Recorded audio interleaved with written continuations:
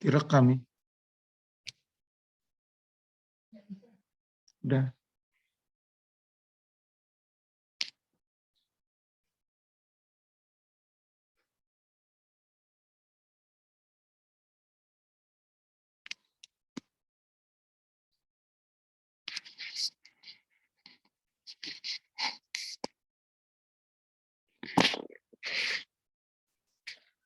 Assalamualaikum warahmatullahi wabarakatuh.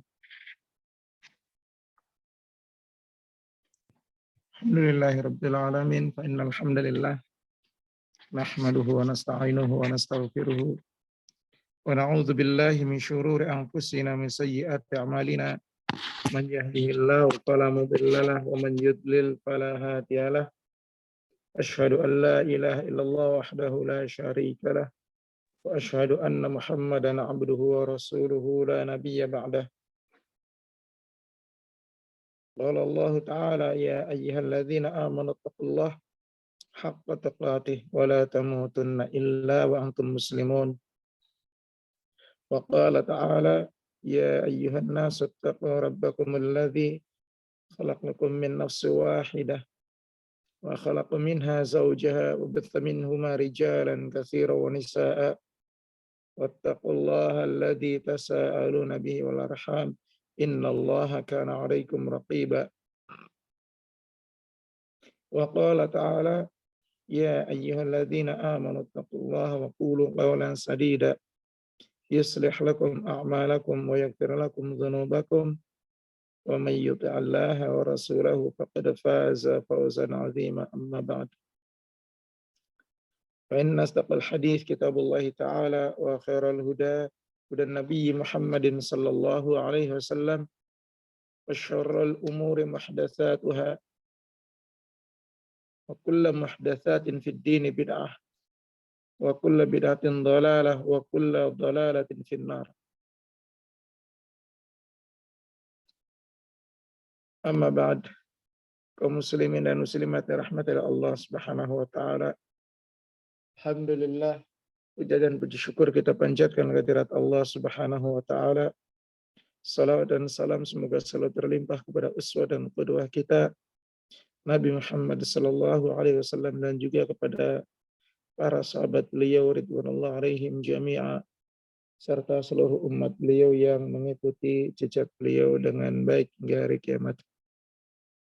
Alhamdulillah, pada pertemuan sore ini dalam waktu yang singkat insyaallah kita akan melanjutkan kajian kita dari kitab Al-Usul Ats-Tsalatsah, di mana pada pertemuan yang lalu telah kita mengkaji tentang al-ilmu, hakikatnya, dan bagaimana tentang ilmu tersebut. Maka di antara ilmu yang diwajibkan sebenarnya cantumkan dalam kitab Usul Tsalatsah ini yaitu al-ilmu wa huwa ma'rifatullahi wa ma'rifatu nabiyhi sallallahu alaihi wasallam wa ma'rifatu dinil islami bil adillah, yaitu ilmu tentang bagaimana kita ini mengetahui Allah Subhanahu wa taala, mengetahui nabinya sallallahu alaihi wasallam, dan mengetahui agama Islam dengan dalil. Yang paling wajib untuk kita ilmui adalah tentang Allah Subhanahu wa taala. Karena Allah Subhanahu wa taala adalah yang kita sembah. Seorang yang dia menyembah sesuatu, yakni maksudnya adalah seorang hamba Allah Subhanahu wa taala yang menyembah Allah Subhanahu wa taala wajib mengetahui tentang Allah Subhanahu wa taala agar dia memahami apa yang dia sembah, bagaimana sifat-sifatnya, bagaimana cara menyembahnya yang benar, kemudian hal-hal apa hak-haknya dia serta kewajiban-kewajibannya kepada Allah Subhanahu wa taala yang disembah oleh kita.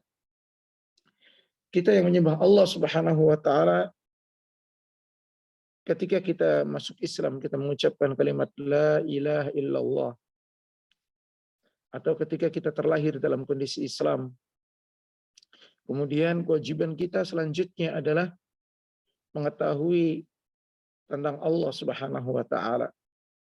Maka para ulama menyebutkan seorang yang dia mengucapkan syahadat atau mengucapkan kalimat la ilaha illallah, atau dia meyakini tentang kalimat la ilaha illallah, wajib bagi dia itu untuk melandasi kalimat la ilaha illallahnya dan syahadatnya dengan 7 perkara, yaitu al-ikhlas wal yaqin wal ilmu was sidq wal mahabbatu wal inqiyad wal qabulu. Yang pertama adalah ilmu. Dia wajib mengetahui tentang makna kalimat la ilaha illallah, mengetahui tentang Allah Subhanahu wa taala. Bahwasanya kalimat la ilaha illallah adalah berisi di dalamnya kalimat yang menunjukkan tentang an-nafyu wal itsbat, yaitu menolak dan menetapkan. Ibnu Qayyim al-Jauziyah ketika beliau menjelaskan sabda Rasulullah sallallahu alaihi wasallam, miftahul jannah la ilaha illallah, kuncinya surga adalah kalimat la ilaha illallah. Maka kata beliau rahimahullah, tidakkah kalian ketahui bahwasanya kunci dimanapun tempatnya itu wajib memiliki gigi.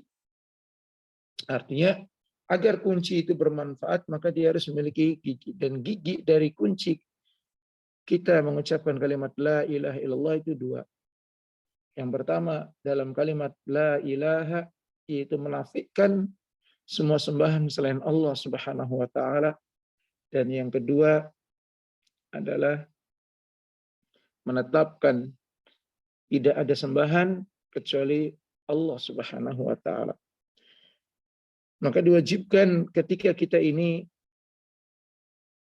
mengenal Allah Subhanahu wa taala juga didasari dengan 7 hal tersebut. Itu kita mengetahui tentang Allah Subhanahu wa taala. Siapa Allah Subhanahu wa taala?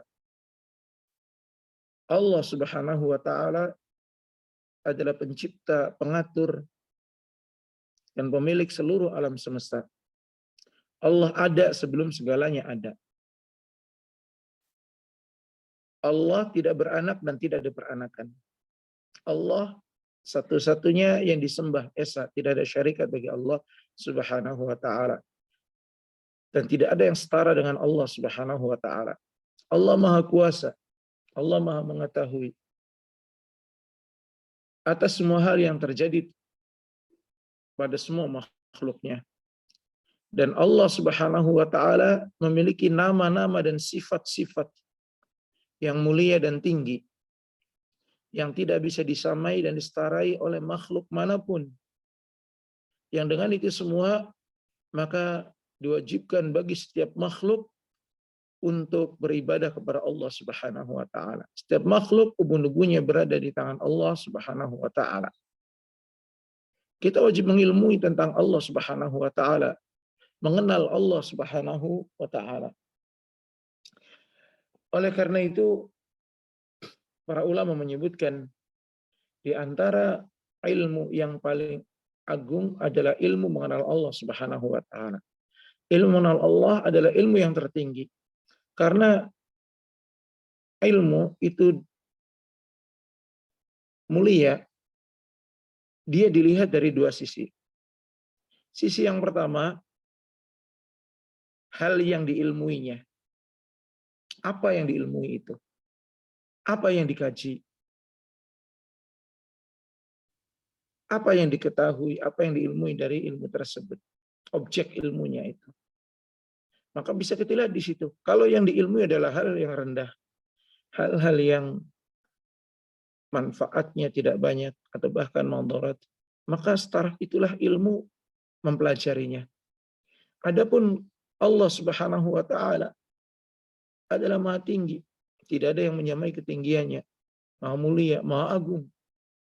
Maka mempelajari atau untuk mengenal Allah, mengilmui Allah Subhanahu wa taala setaraf dengan keagungan dari yang diilmuinya. Maka dari itu, mengenal Allah Subhanahu wa taala, ilmu kita mengenal Allah Subhanahu wa taala adalah ilmu yang paling tinggi yang tidak ada menyamainya.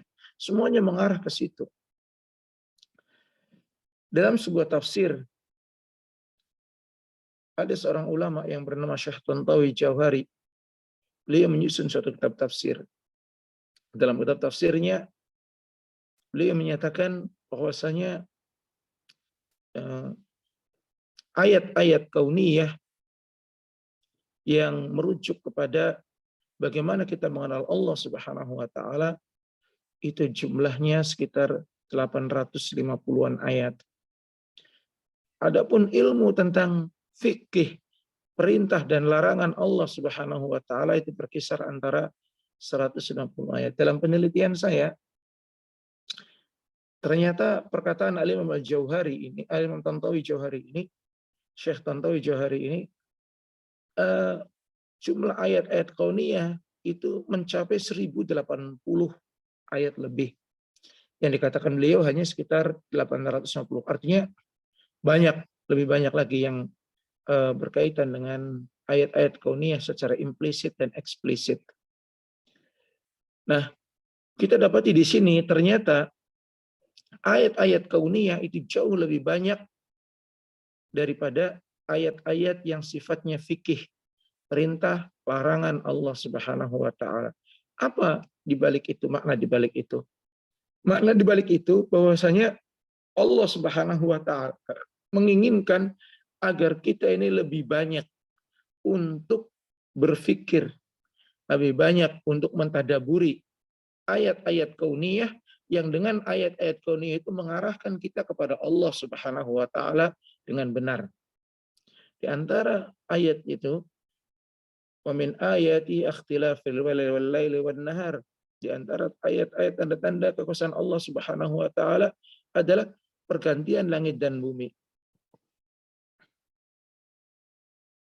Kemudian Allah Subhanahu wa taala berfirman dalam berbagai macam ayatnya berkaitan dengan pergantian dan bumi itu. Allah menyebutkan tentang orang-orang yang mereka banyak berpikir tentang penciptaan langit dan bumi itu. Alladzina yadhkuruna Allah qiyaman wa qu'udan wa 'ala junubihim wa yatafakkaruna fi khalqis samawati wal ard. Qalu, mereka berkata, Rabbana ma khalaqta hadza batila subhanaka faqina adzabannar. Itu orang-orang yang mereka itu selalu ingat kepada Allah. Tujuan adanya ayat al-kauniyah adalah agar kita ini selalu ingat kepada Allah Subhanahu wa taala. Selalu kita kembali kepada Allah Subhanahu wa taala baik dalam kondisi kita ini berdiri, duduk ataupun berbaring. Meskipun kita ini dalam kondisi tidur di ala junubihim, yaitu di samping-samping, di pinggang-pinggang mereka. Kemudian wa tafakkaruna fi khalqis samawati wal ardh. Kemudian memikirkan tentang penciptaan langit dan bumi, alam semesta yang diciptakan oleh Allah Subhanahu wa taala. Kemudian dengan itu akhirnya kita mengetahui keagungan Allah. Dan mereka berkata, Rabbana ma khalaqta hadza batila. Ya Allah, tidaklah Engkau menciptakan ini semua dalam kondisi sia-sia. Selanjutnya, karena kita mengetahui keagungan Allah Subhanahu wa taala, akhirnya kita tumbuh rasa takut. Rasa takut kepada Allah Subhanahu wa taala. Dan puncak-puncaknya ilmu adalah al-khasyah. Puncaknya segala ilmu adalah al-khasyah. Agar kita ini takut kepada Allah Subhanahu wa taala. Agar kita takut kepada Allah Subhanahu wa taala. Kemudian ketika kita timbul rasa takut kepada Allah Subhanahu wa taala, akhirnya kita minta perlindungan kepada Allah. Rabbana ma khalaqta hadza batila faqina adzab. Subhanaka, maha suci Allah, memanjang Allah, memuji Allah Subhanahu wa taala. Kemudian faqina adzabannar, maka lindungilah kami dari azab neraka. Itulah puncak dari ilmu.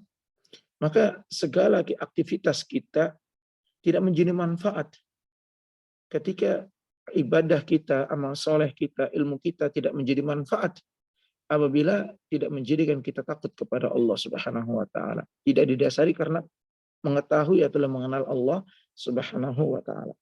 Dengan mengenal Allah Subhanahu wa taala itu, mengenal Allah Subhanahu wa taala juga disyaratkan dalam mengenal Allah itu ada 7 syarat tadi.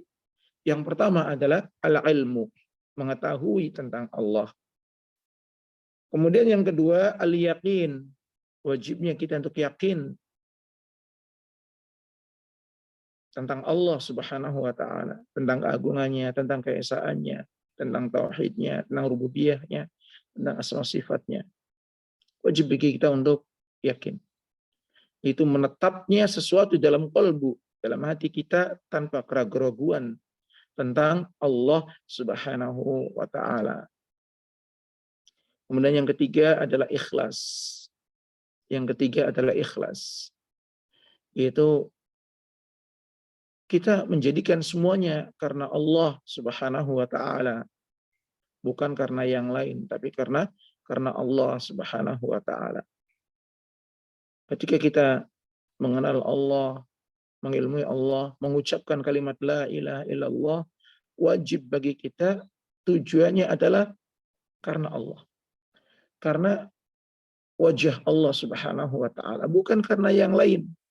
Bukan karena duniawi, bukan karena kedudukan, bukan karena tidak enak, bukan karena hal-hal yang lain selain Allah Subhanahu wa taala.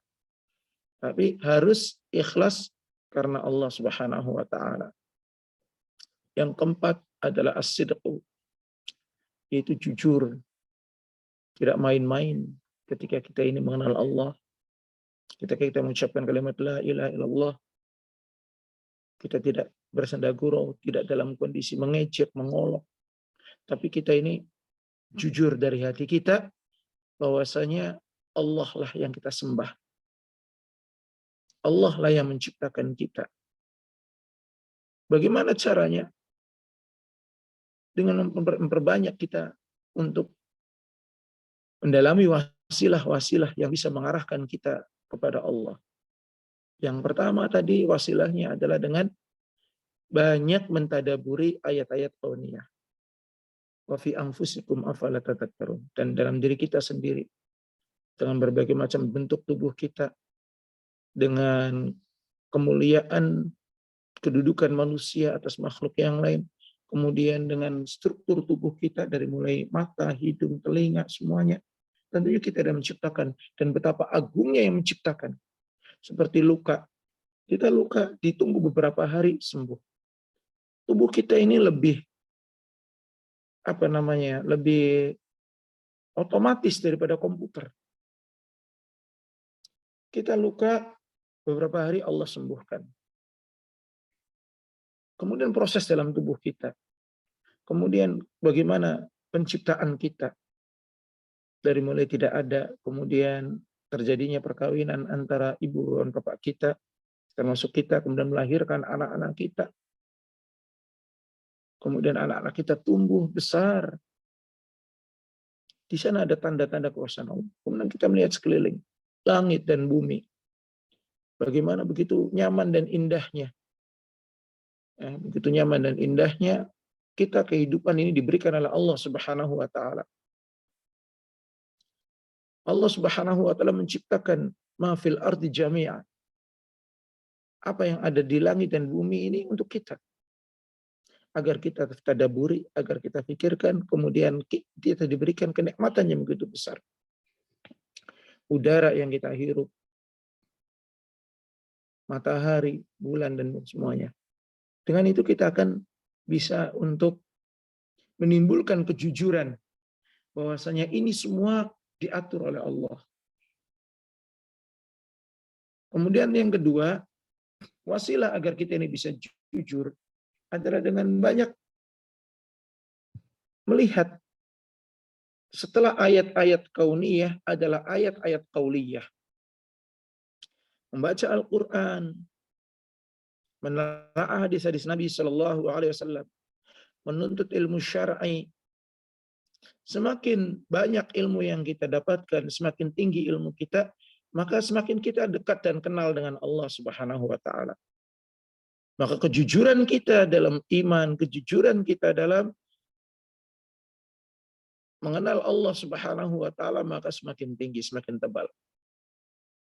Kemudian yang berikutnya adalah al-mahabbah. Yang kelima adalah al-mahabbah. Kita mencintai Allah.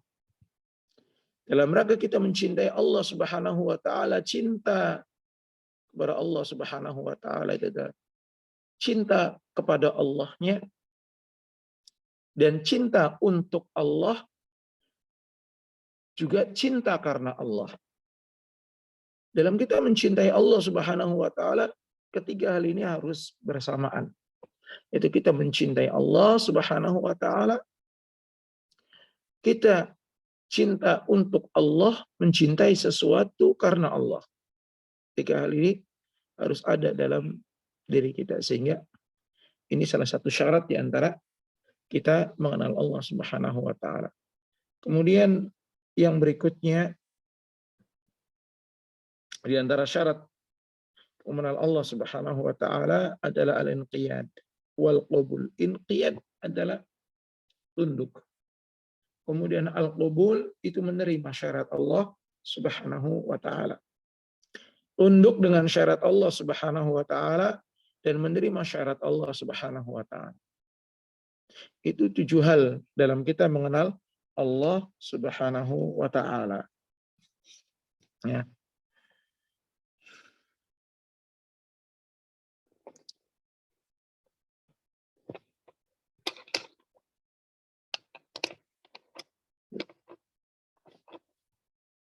Syekh Muhammad bin Shalih Al-Utsaimin di sini beliau menjelaskan tentang mengenal Allah Subhanahu wa taala dan berkata, "Ay ma'rifatullah azza wa jalla bil qalbi." Yaitu mengenal Allah Subhanahu wa taala dengan hati kita. Ma'rifatan taltazimu qabula ma syarahu wal id'an wal inqiyad lahu. Yaitu kita mengenal Allah yang mengarahkan kita, yang melazimkan kita untuk menerima syarat Allah Subhanahu wa taala. Kemudian kita juga tunduk dan patuh kepada Allah Subhanahu wa taala. Wa tahkim syari'atihi allati jaa'a biha Rasuluhu sallallahu alaihi wasallam, dan berhukum dengan syarat Allah Subhanahu wa taala dalam kehidupan kita dengan syariat yang dibawa oleh Rasulullah sallallahu alaihi wasallam. Kemudian beliau menjelaskan bagaimana cara untuk kita mengenal Allah. Seperti tadi kita jelaskan. Ada 2 hal. Bin nazari fil ayati asy-syar'iyyah fi kitabillah azza wa jalla wa sunnati rasulih sallallahu alaihi wasallam. Yaitu dengan kita melihat, menelaah ayat-ayat Allah Subhanahu wa taala secara syar'i yang ada di kitab-kitab Allah, dari mulai mushafnya Nabi Adam alaihissalam terus sampai kitab Allah yang paling mulia dan terakhir yang merupakan sebagai penghukum dari kitab-kitab sebelumnya, yaitu Al-Quran. Kita banyak mengkaji Al-Quran, apa yang ada di dalamnya, ilmunya. Demikian juga wa sunnati rasulih sallallahu alaihi wasallam, yang ada di dalam sunnah Rasulullah sallallahu alaihi wasallam. Dengan itu akan membuat kita mengenal Allah. Karena Allah Subhanahu wa taala tidak kita bisa bertemu langsung. Kita tidak bisa untuk melihat langsung. Maka kita mengenal Allah dengan apa? Dengan khabar, dengan kabar. Kabar yang paling jujur adalah Al-Quran. Kemudian sunnah Rasulullah Sallallahu Alaihi Wasallam.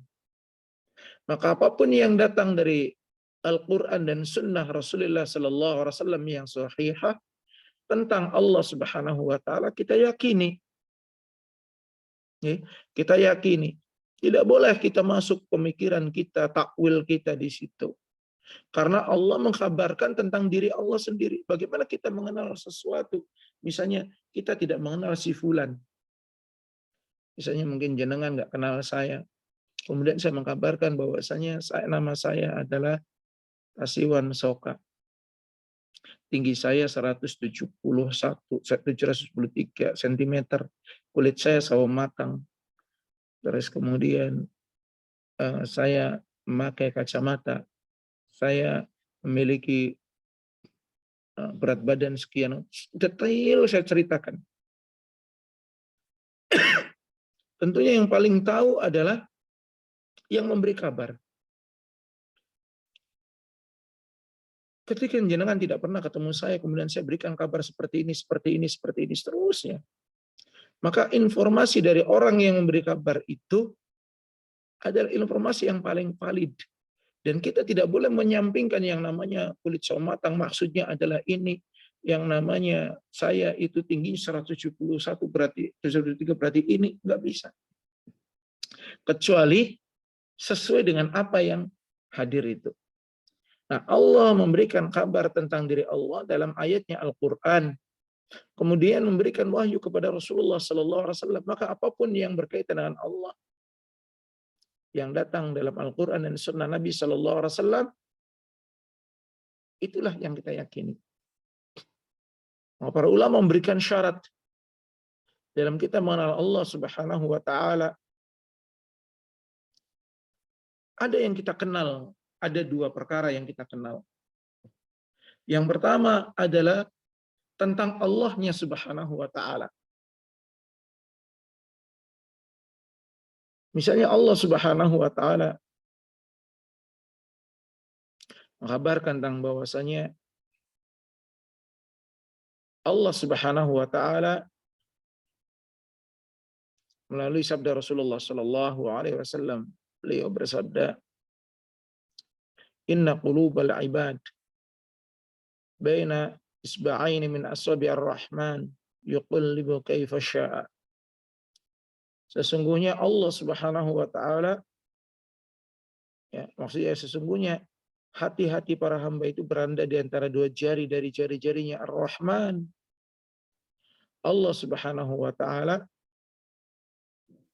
membolak-balikkan sesuai dengan kehendak Allah Subhanahu wa Ta'ala. Kemudian kita juga mengenal sisi yang kedua tentang nama, sifat-sifatnya Allah dan perbuatannya Allah. Yang pertama tentang diri Allah Subhanahu wa Ta'ala.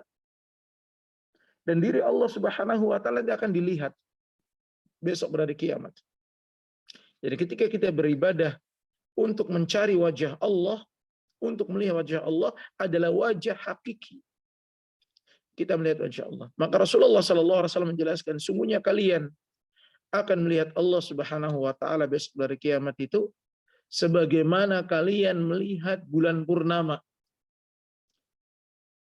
yang tidak terhalang oleh mendung, tidak terhalang oleh apapun. Dan di antara kenikmatan besok dari kiamat adalah melihat wajah Allah. Maka tadi Imam Syafi'i rahimahullah, beliau berkata, kalaulah bukan karena ingin melihat wajah Allah Subhanahu wa Ta'ala, maka buat apa saya Muhammad bin Idris itu beribadah kepada Allah Subhanahu wa Ta'ala.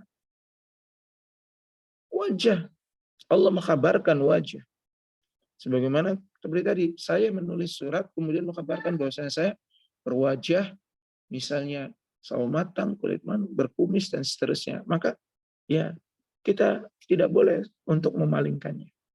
Yang kedua tadi berdasar kita mengenal Allah dalam perbuatan Allah, asma dan sifat Allah, dan hak-haknya Allah.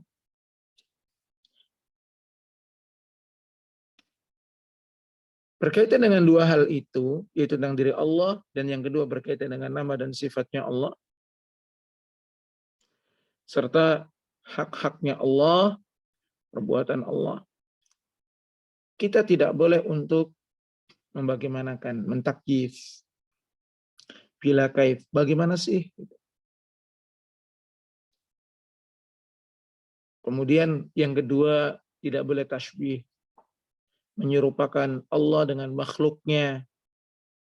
Ketika datang kabar bahwasanya tadi Allah Subhanahu wa taala, ya, wajah Allah Subhanahu wa taala akan dilihat oleh makhluknya besok hari kiamat, maka kita membayangkan bagaimana wajah Allah atau kita menyerupakan wajah Allah dan wajah makhluk. Kemudian yang ketiga, bila tamtsil, tidak boleh kita ini untuk memisal-misalkan. Misalnya seperti ini, misalnya seperti ini. Ya. Yang ketiga, yang keempat adalah bila ta'til, dengan tidak menolak atau mengosongkan dari maknanya. Itu kita mengenal Allah Subhanahu wa taala, mengenal Allah Subhanahu wa taala. Ya. Mengenal diri Allah Subhanahu wa taala, bagaimana Allah Subhanahu wa taala dari ayat Al-Qur'an dan hadis Nabi sallallahu alaihi wasallam, kemudian kita yakini. Kemudian yang kedua, mengenal tentang keagungan nama-nama dan sifatnya Allah Subhanahu wa taala, kita kenal dan asma sifat. Kemudian kita mengenal bagaimana perbuatan keagungan perbuatan Allah Subhanahu wa taala yang kita kenal dengan rububiyah, dan kita juga mengenal tentang hak-haknya Allah yang kita kenal dengan uluhiyah. Dan itu. Kemudian jalan yang kedua adalah dengan kita menelaah ayat-ayat kauniyah sekitar kita. Tadi kita jelaskan, itu yang dijelaskan oleh para ulama, di antaranya Syekh Muhammad bin Shalih Al-Utsaimin, bagaimana kita mengenal Allah Subhanahu wa taala. Apa faidah kita mengenal Allah Subhanahu wa taala? Faidah mengenal Allah Subhanahu wa taala sangat banyak. Yang pertama, akan mengarahkan kita pada benarnya iman. Benarnya iman kita adalah bagaimana kita mengenal Allah Subhanahu wa taala. Orang-orang yang mereka itu musyabbihah, menyerupakan Allah dan makhluknya, atau orang-orang yang mereka itu mengatakan bahwasanya Allah itu ada di mana-mana, atau mengatakan bahwasanya Allah tidak di sana dan tidak di sini, maka iman mereka tidak benar, karena bertentangan dengan iman Rasulullah sallallahu alaihi wasallam, para sahabatnya. Allah Subhanahu wa taala berfirman, "Fa in amanu bimithli ma amantum bihi faqad ihtadaw wa in tawallaw fa innama hum fi syiqaq." Jika mereka itu beriman sebagaimana iman kalian wahai nabi dan para sahabat, maka berarti mereka mendapatkan petunjuk. Dan apabila iman mereka itu tidak sama, tidak sesuai dengan iman kalian wahai nabi dan para sahabat, berarti mereka itu dalam penyimpangan. Dengan kita ini mengenal Allah Subhanahu wa taala secara benar, maka kita akan mengarahkan keimanan secara benar. Kemudian yang kedua, dengan mengenal Allah Subhanahu wa taala itu kita akan dapat beribadah dengan benar. Karena inti dalam ibadah itu bukan digerakkan, bukan. Kita mengangkat tangan, kita bersujud, maka Allah Subhanahu wa taala menafikan, laisal birru an tuwallu wujuhakum qibalal masyriq wal maghribi walakinnal birra man amana billahi, dan seterusnya. Bukanlah yang namanya albir, kebaikan itu engkau menghadapkan wajah kamu ke barat dan ke timur. Engkau sholat menghadap ke barat dan ke timur. Itu bukan itu tujuan dari kita ini beribadah, bukan itu, bukan. Tapi tujuan kita ibadah adalah mewujudkan iman kita kepada Allah Subhanahu wa taala. Maka para ulama berkata, tidaklah yang membuat Abu Bakar As-Siddiq radhiyallahu taala anhu itu lebih tinggi kedudukannya di sisi Allah Subhanahu wa taala, di sisi Allah Subhanahu wa taala dan Rasulnya, itu bukan karena banyaknya beliau sholat, bukan karena banyaknya beliau puasa, bukan karena banyaknya beliau bersedekah, bukan. Tapi bagaimana benarnya beliau dalam iman. Benarnya Abu Bakar As-Siddiq radhiyallahu taala anhu dalam iman, itu yang menjadikan beliau tinggi. Kalau bersedekah, banyak juga para sahabat yang bersedekah itu seperti Abu Bakar As-Siddiq radhiyallahu taala anhu. Kalau sholat, banyak juga para sahabat yang sholatnya melebihi Abu Bakar As-Siddiq radhiyallahu taala anhu. Demikian juga dalam puasa. Tapi yang menjadikan Abu Bakar As-Siddiq radhiyallahu taala anhu didudukan kedudukan yang tinggi oleh Allah Subhanahu wa taala dan Rasulnya adalah karena iman. Maka ada dua perbandingan. Para sahabat radhiyallahu anhum jami'a, banyak di antara mereka yang sederhana amal solehnya. Tapi mereka disebut oleh Allah Subhanahu wa taala dengan keridhaan, as-sabiqun al-awwalun minal muhajirin wal ansar walladzina tabauhum bi ihsan radhiyallahu anhum wa radu'an. Orang-orang yang pertama kali awal-awal masuk surga, masuk Islam dari kalangan muhajirin dan ansar, dan orang-orang yang mengikuti mereka, Allah ridha kepada mereka dan mereka ridha kepada Allah. Dengan banyaknya di antara mereka sederhana dalam beramal soleh. Kemudian perbandingan yang kedua, kita lihat orang-orang Khawarij. Orang-orang Khawarij itu diceritakan oleh Rasulullah sallallahu alaihi wasallam, salat mereka melebihi salatnya para sahabat. Puasa mereka melebihi puasanya para sahabat. Bacaan Al-Quran mereka melebihi bacaan Al-Quran para sahabat. Bahkan para sahabat apabila melihat bagaimana mereka sholat, bagaimana mereka puasa, bagaimana mereka itu membaca Al-Quran, para sahabat menganggap bahwasanya sholat mereka sedikit. Puasa mereka sedikit dan bacaan Al-Quran mereka sedikit. Tapi dengan kondisi banyaknya mereka ibadah, orang-orang Khawarij ini disifati oleh Rasulullah sallallahu alaihi wasallam yamruquna minal Islam kama yamruqus sahm minar ramiyah. Mereka lepas dari Islam sebagaimana lepasnya mereka dari busur. Mereka keluar dari Islam sebagaimana keluarnya mereka dari busur panah. Lihat ini bagaimana para sahabat dan orang-orang Khawarij. Demikian juga orang-orang musyrik. Jangan kita kira bahwasanya orang-orang musyrik itu mereka bukan ahli ibadah.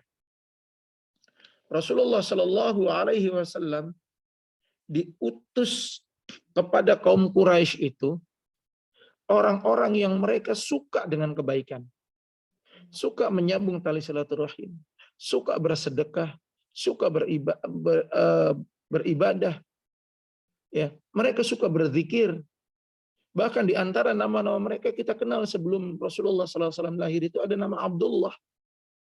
Bapaknya Rasulullah SAW sendiri bernama Abdullah. Artinya apa? Hamba Allah.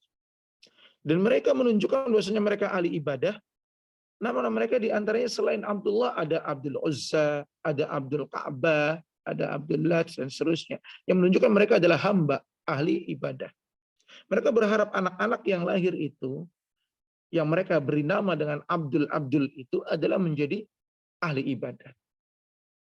Tapi dengan banyaknya ibadah mereka, sedekah mereka, bahkan mereka juga sholat, karena mereka itu tidak didasari dengan ma'rifatullah yang benar.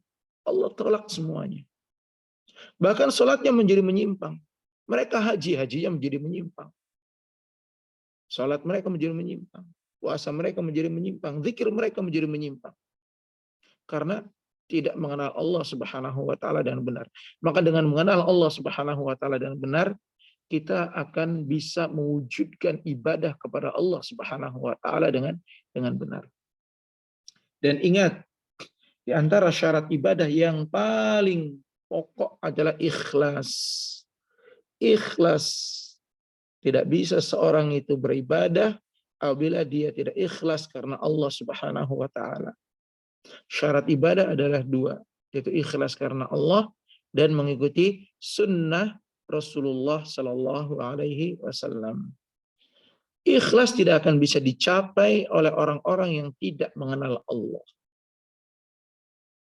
Ikhlas tidak akan bisa dicapai oleh orang-orang yang tidak mengenal Allah Subhanahu wa taala. Maka semakin kita mengenal Allah, semakin kita mengetahui tentang Allah Subhanahu wa taala, itu tentang diri Allah Subhanahu wa taala. Tentang asma dan sifatnya Allah, bagaimana agung dan mulianya. Kemudian bagaimana tentang perbuatan-perbuatan Allah. dan juga hak-haknya Allah, maka kita akan bisa semakin ikhlas kepada Allah Subhanahu wa taala. Yang ketiga, dengan mengenal Allah Subhanahu wa taala dengan benar, maka kita akan bisa menjalani hidup dengan benar. Ketika kita terkena musibah, maka musibah kita ringan. Ketika kita mendapatkan kenikmatan, maka kita akan mudah untuk bersyukur. Ketika kita mendapatkan madarat, maka mudah kita akan bersabar. Karena apa? Karena Allah Subhanahu wa taala sudah kita ilmui dengan baik. Kita yakini, kita ikhlas dengannya, kita jujur, kita cintai, kita tunduk dan patuh kepada Allah Subhanahu wa taala. Dan ini membuat takjub Rasulullah sallallahu alaihi wasallam, ajib li amrin mu'min. Ajib li amrin mu'min. Aku takjub dengan perkaranya orang-orang mukmin. Idza masatu syarra, apabila menimpa kepadanya sesuatu yang buruk, sesuatu yang baik, syakara, maka dia bersyukur. Dan apabila faidza masatu dharra, apabila menimpa kepada sesuatu yang buruk, sabara, dan dia akan bisa bersabar. Wala yakunu dzalika illa fil mu'min. Dan itu tidak akan terjadi kecuali bagi orang yang beriman, kata Rasulullah sallallahu alaihi wasallam. Seorang bisa bersyukur dengan nikmat Allah. Wa idza massatu sarra, apabila menimpanya sesuatu yang membuat dia itu sarra, bahagia, senang, syakara, dia bersyukur. Wa idza massatu dharra, dan apabila dia yang menimpa sesuatu yang buruk, sabar, dia sabar. Tidak akan didapati kecuali orang-orang yang mana Allah. Maka di antara doa kita adalah Allahumma aqsim lana min khasyatika tuhawwinu biha masa'ibad dunya. Ya Allah, berikanlah kepada kami keyakinan untuk mengenalmu, untuk yakin kepadamu. Yang dengan yakin kepadamu itu, maka kami akan merasa ringan segala musibah yang menimpa kami di dunia ini. Kemudian dengan mengenal Allah Subhanahu wa taala, maka akan terbuka jalan-jalan kebaikan. Masuk surga, dijauhkan dari azab. Kebaikan di dunia dan di akhirat hanya didapatkan dengan orang-orang yang mereka itu mengenal Allah Subhanahu wa taala dengan baik. Ini yang bisa kita sampaikan. Sallallahu Muhammadin wa ala alihi washabbihi wa barik wasallam. Assalamualaikum warahmatullahi wabarakatuh.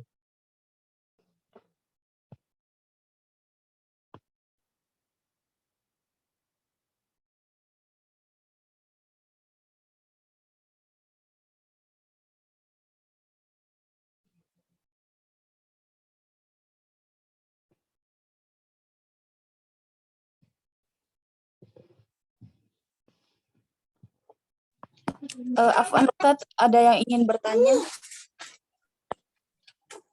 Langsung dah, pertanyaannya langsung. Oh ya. Saya mau bertanya Ustadz, bagaimana caranya agar kita selalu takut dan cinta kepada Allah dan Rasul-Nya?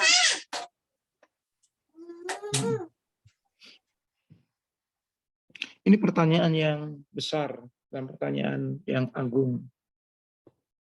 Agar kita ini selalu takut dan cinta kepada Allah Subhanahu wa taala. Jadi kita dalam kehidupan kita itu harus diimbangi dengan dua hal. Yaitu rasa cinta kepada Allah Subhanahu wa taala, itu sebagai pokoknya. Kemudian dengan cinta kepada Allah Subhanahu wa taala itu akan menimbulkan dua efek. Efek yang pertama adalah penuh harap kepada Allah Subhanahu wa taala, terhadap rahmat Allah, ampunan Allah, kasih sayang Allah. Terus kemudian efek yang kedua adalah karena kita mengetahui bahwasanya Allah Subhanahu wa taala zat yang Maha Agung. Selain Allah Subhanahu wa taala itu memiliki rahmat, Allah juga memiliki azab. Akan tumbuh takut kepada Allah Subhanahu wa taala. Maka kata Al-Ibnu Qayyim Al-Jauziyah, seekor burung yang terbang itu ada 3 organ. Ada 3 organ yang dia aktifkan. Satu, kepalanya, yang dengan kepalanya itu mengarahkan kemana dia terbang. Kemudian yang kedua, sayapnya sebelah kanan. Dan yang ketiga adalah sayapnya sebelah kiri. Nah, 3 organ ini yang menggerakkan dia terbang. Kemudian beliau memisalkan bahwasanya kepalanya burung itu adalah cinta kita kepada Allah Subhanahu wa taala. Kemudian sayapnya sebelah kanan itu adalah harapan kita yang kita sebut dengan roja. Harapan kita kepada Allah Subhanahu wa taala dengan janji-janji Allah dan Rasul-Nya. Kemudian yang ketiga, yang sayapnya sebelah kiri adalah rasa takut. Apabila seseorang itu tidak memiliki cinta kepada Allah Subhanahu wa taala dan Rasul-Nya, mustahil dia bergerak menuju Allah dan Rasul-Nya. Dan apabila dia itu tidak mengimbangi dengan 2 sayap, yaitu rasa harap dan rasa takut, maka dia juga akan timpang. Dia bergerak dengan rasa harap saja, tanpa rasa takut kepada Allah, maka akan timpang sebagaimana seekor burung yang bergerak dengan 1 sayap kanan. Kemudian apabila dia bergerak dengan rasa takut saja kepada Allah, tanpa ada harapan, harapan diampuni, harapan dirahmati, harapan diberkahi, harapan dimaafkan, harapan dimasukkan dalam surga. Ya, jadi dia berharap dengan kebaikan-kebaikan itu semua. Dan juga takut terhadap azab, neraka, siksa, dosa, dan seterusnya. Itu harus imbang. Kata Ibnu Qayyim Al-Jauziyah, siapa yang dia itu beribadah kepada Allah hanya cinta saja, maka dia akan menjadi seorang yang zindiq. Orang yang permainkan agama. Kalau dia itu menjadi hamba Allah hanya karena rasa harap saja, maka dia akan menjadi orang murji'ah. Dan kalau seseorang itu dia beribadah kepada Allah hanya rasa takut saja kepada Allah, maka dia menjadi orang khawarij. Nah, ini harus imbang. Lalu bagaimana membangkitkannya? Dengan bagaimana membangkitkan agar kita ini bisa tadi 3-tiganya itu tumbuh? Maka lihat dengan 2 jalan tadi. Jalan yang pertama adalah dengan ilmu. Dekat kita dengan ilmu. Semakin dekat kita dengan ilmu, maka akan semakin cinta kepada Allah. Yang maksud dalam syariat. Rajin untuk menuntut ilmu. Menimba ilmu. Maka kita akan dekat dengan Allah. Maka Allah berfirman, innama yakhshallaha min ibadihi al-ulama. Sesungguhnya yang bisa tumbuh rasa takutnya kepada Allah Subhanahu wa taala adanya para ulama, orang-orang yang berilmu. Demikian juga orang yang paling cinta kepada Allah Subhanahu wa taala adalah Rasulullah sallallahu alaihi wasallam, orang paling berilmu. Para sahabat mencintai Allah dan Rasul-Nya didasarkan karena ilmu. Ini ya jalan yang pertama. Jalan yang kedua tadi melihat ayat-ayat kauniyah. Melihat ayat-ayat kauniyah, terutama yang ada pada diri kita. Bagaimana rasa sayangnya Allah kepada kita? Bagaimana butuhnya kita kepada Allah? Bagaimana hal-hal yang menimpa kepada kita, baik kebaikan maupun keburukan? Maka coba dilihat. Tidaklah Allah Subhanahu wa taala menimpakan kepada kita satu musibah, sesuatu kesempitan, kecuali Allah Subhanahu wa taala akan memberikan kemudahan. Inna ma'al usri yusra wa inna ma'al usri yusra. Sesungguhnya bersama kesempitan ada kemudahan. Sesungguhnya bersama kesempitan ada kemudahan. Sampai Allah mengulangnya 2 kali dalam ayat itu. Melihat pada diri kita. Kemudian kembalikan kepada Allah Subhanahu wa taala. Maka akan menumbuhkan kita rasa takut kepada Allah, bahwasanya kita mungkin merasa dosa kita banyak. Mungkin merasa bahwasanya kita sangat butuh ampunan Allah. Kita takut kepada Allah. Kemudian kita tumbuh harapan. Maksudnya kita ingin mendapat ampunan, mendapatkan surga, mendapatkan rahmat, cinta kepada Allah Subhanahu wa taala. Itu jalan untuk agar kita ini bisa cinta dan berharap serta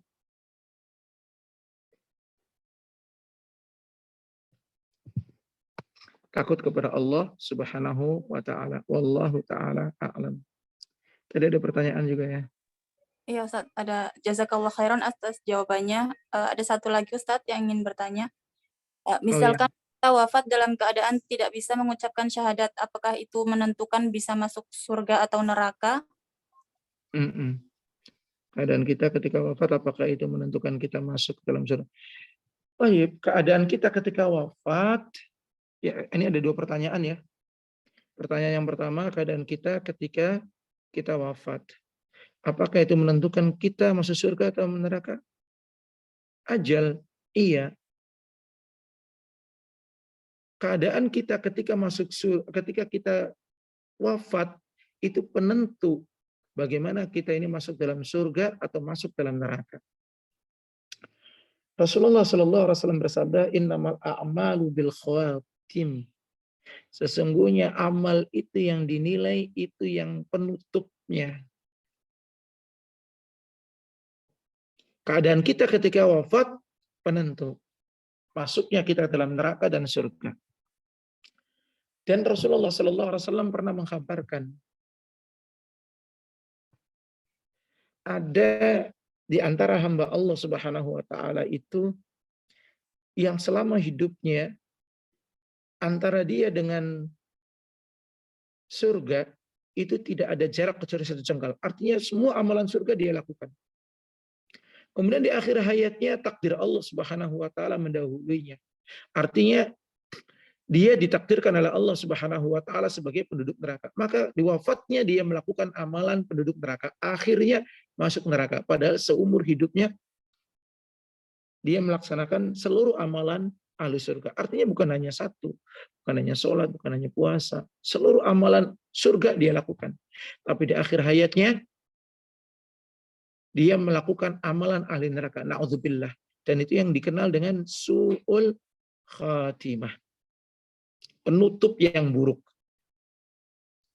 Dan ada di antara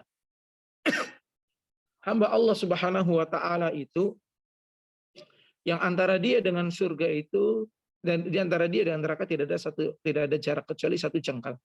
Artinya amalan-amalan ahli neraka dia lakukan. Kemudian Allah takdirkan dia masuk dalam surga. Akhirnya di akhir hayatnya dia masuk ke dalam surga, dia melakukan amalan-amalan ahli surga, akhirnya masuk ke dalam surga. Dengan amalan terakhirnya ketika wafat. Maka kita di antara doa kita yang seharusnya banyak kita panjatkan kepada Allah Subhanahu wa taala agar kita diwafatkan dalam keadaan husnul khatimah. Penutup yang baik. Agar kita diwafatkan dalam keadaan penutup yang baik. Ya, semoga Allah Subhanahu wa taala menjadikan kita orang-orang yang akan mendapatkan husnul khatimah. Dan kita berlindung kepada Allah Subhanahu wa taala dari su'ul khatimah. Demikian juga Rasulullah Shallallahu Alaihi Wasallam bersabda,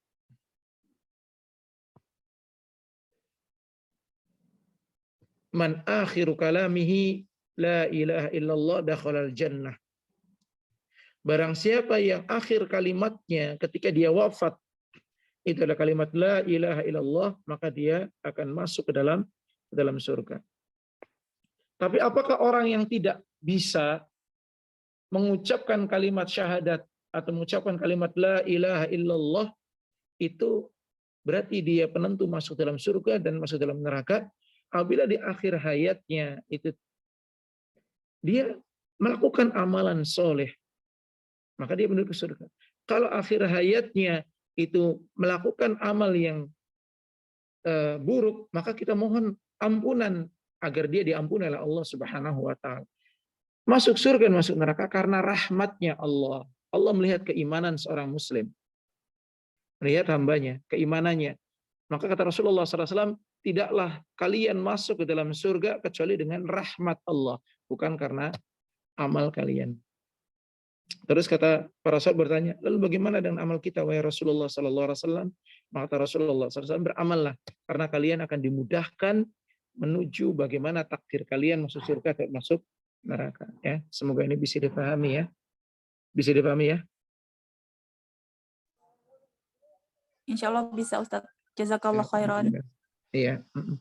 Ya, semoga Allah Subhanahu wa taala menjadikan kita, keluarga kita, anak-anak kita, istri-istri kita, suami-suami kita, ibu bapak kita dan seluruh kaum muslimin itu adalah hamba-hamba Allah Subhanahu wa taala yang menjadi penghuni surganya Allah Subhanahu wa taala. Diampuni dosa-dosa kita dan seluruh kaum muslimin, dan juga diwafatkan dalam keadaan husnul khatimah, dilindungi dari wafat dalam keadaan su'ul khatimah. Kita akhiri sampai di sini ya.